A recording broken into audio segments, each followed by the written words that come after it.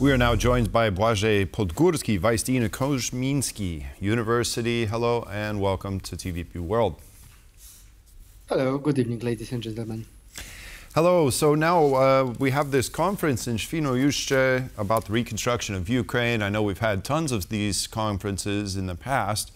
First of all, I mean, it begs to point out that we need to stop the war before Ukraine can really start in earnest with reconstruction.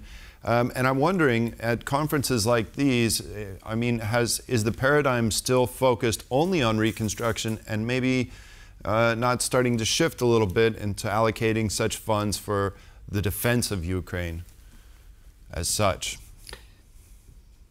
So, first of all, I want to say that I was not attend on this conference.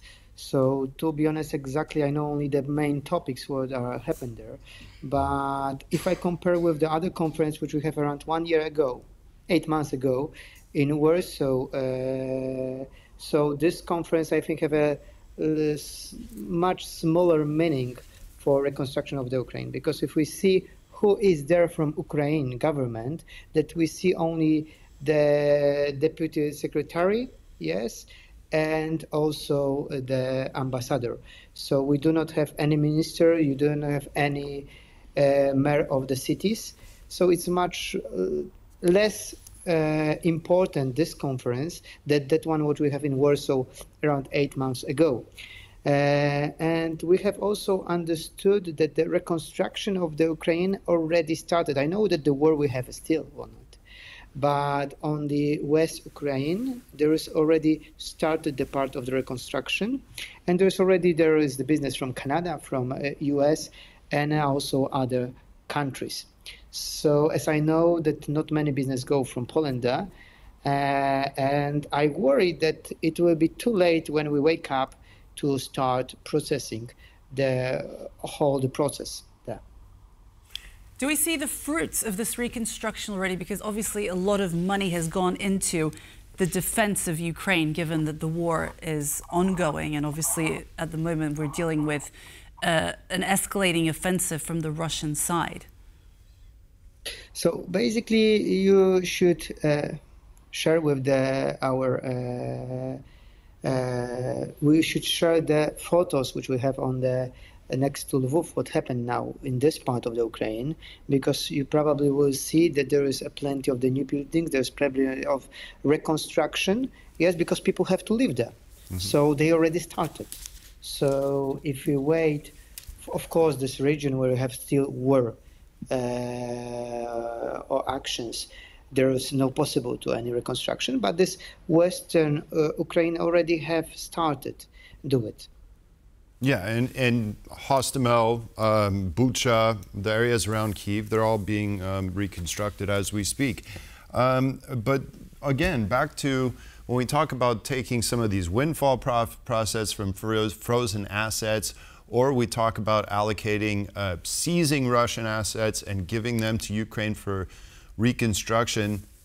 I mean, isn't there some conversations about simply allocating this money for the defense of Ukraine? Because if Russia takes over Ukraine, then reconstruction will probably no longer come from Western, from seized assets in the West. So there is a lot of talks about it, yes, but the problem is what we can do in the light of the law. Mm-hmm. Because in the light of the law, international law, we do not have so many options to just change it or use these assets.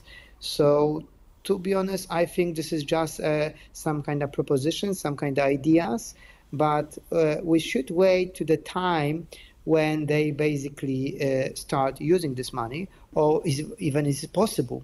Because we have to know that it's not so easy in the light of the international law. We know that France, Germany, Japan and Italy have been opposed to this idea, but I think they're slowly coming around to it. Can you tell us what the reasoning behind that is? I think they are opposed because they know what is stand after that. Because after that, if we do not, as a Western world and United States, didn't put those assets are used or basically are used by the person who is support Putin. So it will be hard to just find the option that we can freeze it. So based on the international law, there will be a huge problem when we freeze these assets. So I think that the Germany and France already know what kind of problems can have it. Especially Germany can know it. What kind of problem can just we can have it with these assets if we use it. Right, and briefly, some of the legal hurdles to overcome this issue as far as seizing those assets. Are we a little bit closer to a resolution concerning that, or is it still going to be very difficult underneath international and domestic law? So I think it's a better question to the lawyer, because I'm not a lawyer, so I cannot answer for this question immediately. But as I know, as far as I understood, that it is not so easy to do it in the light of the law. That's what I just said a few seconds ago. Mm-hmm. Okay. Well, thank you very much for your input on this issue. Thank you very much. Thank you. Thank you for joining us.